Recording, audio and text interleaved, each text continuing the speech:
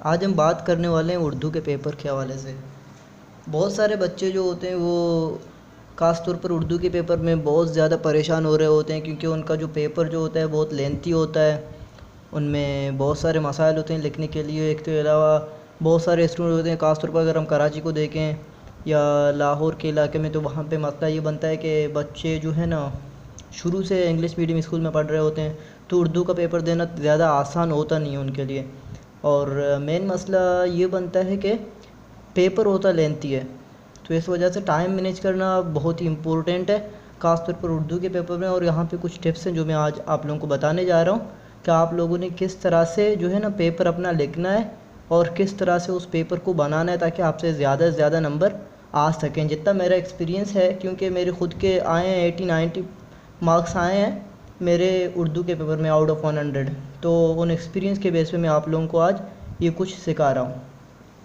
तो सबसे पहले आपका एक चीज़ होता है टाइम मैनेजमेंट का। आपने जो होता है अपना टाइम बहुत ही अच्छे तरीके से मैनेज करना होता है। फ़र्स्ट ऑफ़ ऑल आपने ये ध्यान रखना होगा कि टाइम मैनेजमेंट,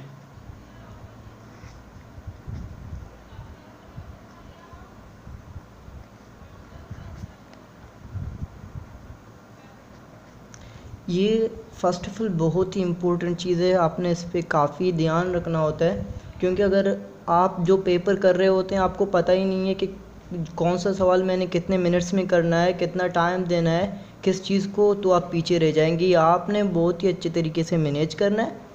इसके बाद आप अपने हिसाब से फिर लिखते जाएंगे भी एक लॉन्ग क्वेश्चन है मैंने इतने मिनट्स में करना है, एक शॉर्ट क्वेश्चन है ये इतने मिनट्स में करना है, तो वो हिसाब से आप चलेंगे तो आपका पेपर सॉल्व भी हो जाएगा और आपके ज़्यादा से ज़्यादा नंबर भी आने के चांसेस रहेंगे। फिर एक दूसरा चीज़ होता है जो एमसीक्यूज़ का जो पोर्शन होता है। सबसे पहले जो आप एसआई अव्वल में जो मारूजी क्वेश्चंस आप करते हैं, जो मारूजी क्वेश्चंस जो होते हैं ना, उनमें उनमें आपके जो है ना गलती करने के चांसेस बिल्कुल नहीं होने चाहिए, वो बिल्कुल ही ना करें। अगर मारूदी सवालात आपके गलत हुए ना तो पेपर पे बहुत ही ख़राब इफ़ेक्ट रहेगा आपके पे, क्योंकि जो एग्ज़ामिनर जो पेपर चेक करने वाला होता है ना उसके जहन में सबसे पहले यही आता है कि ये वो जहन में सबसे पहले यही फ़ैसला करता है कि इसका पेपर किस हिसाब का बच्चा है, किस हिसाब से बनेगा। तो लिहाजा इस पे बिल्कुल गलती ना करें और आपके जो मारूदी क्वेश्चन हैं वो बहुत ही अच्छे तरीके से आपने करने हैं पेपर के।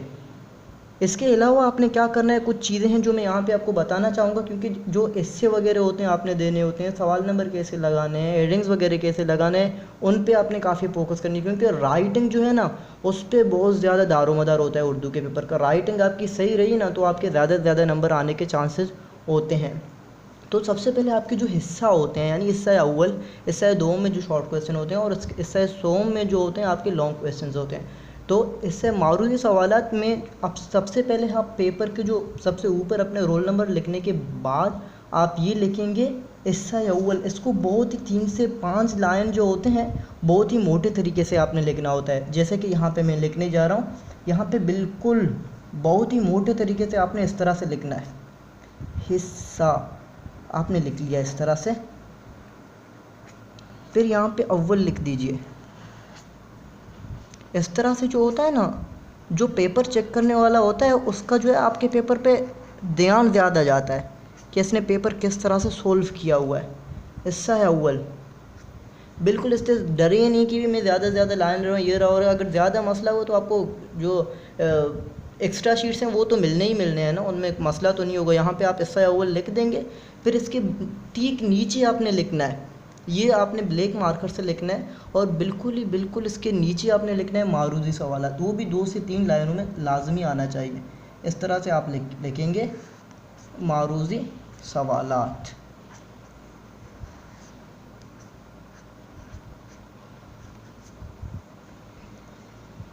ये आपने डाल दिया। अगर हो सके तो इसके अगर टाइम आपके पास जितना बचे वो डेकोरेशन में ज़्यादा से ज़्यादा डाल दीजिए, क्योंकि आपके ज़्यादा से ज़्यादा नंबर आने के चांसेस रहेंगे फिर।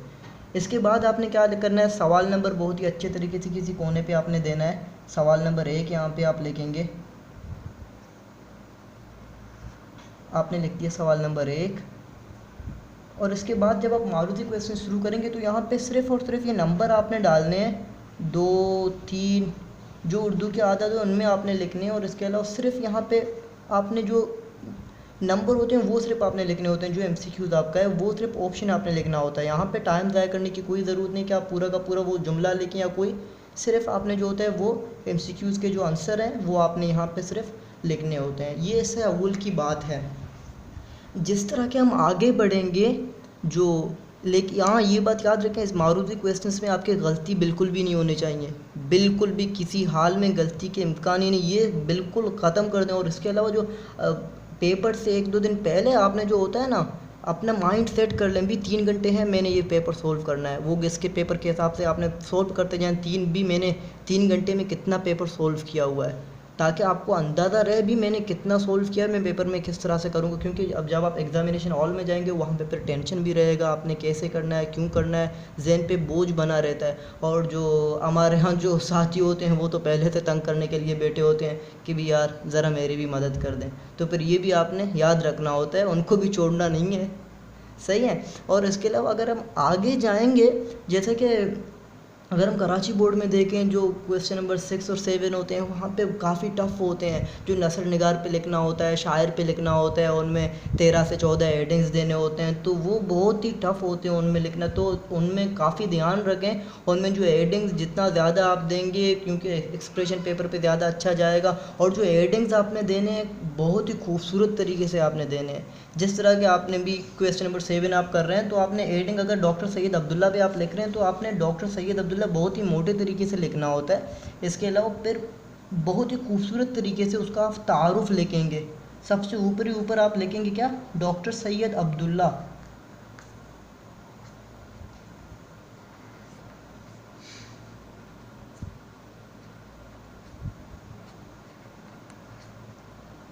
आपने लिख दिया, इसके ऊपर बिल्कुल ही कोने पे बहुत ही खूबसूरत तरीके से आप लिखेंगे तारुफ, आपने लिख दिया। सही है। यहाँ पे फिर आपने बिल्कुल यहाँ से शुरू करना है, ये इस तरह से आपने लिखते जाना है बहुत ही खूबसूरत तरीके से। और इंशाल्लाह आपका जो पेपर होगा बहुत ही बेहतरीन तरीके से जाएगा। बेस्ट ऑफ लक, बहुत मेहनत करिए, ज़्यादा से ज़्यादा टाइम दें अपने एग्ज़ाम के ऊपर, क्योंकि ये जो वक्त जाएंगे वो फिर दोबारा आपको कभी नहीं मिलेंगे। बहुत बहुत शुक्रिया, थैंक यू सो मच देखने के लिए, और सब्सक्राइब करना ना भूलिए। बहुत बहुत शुक्रिया।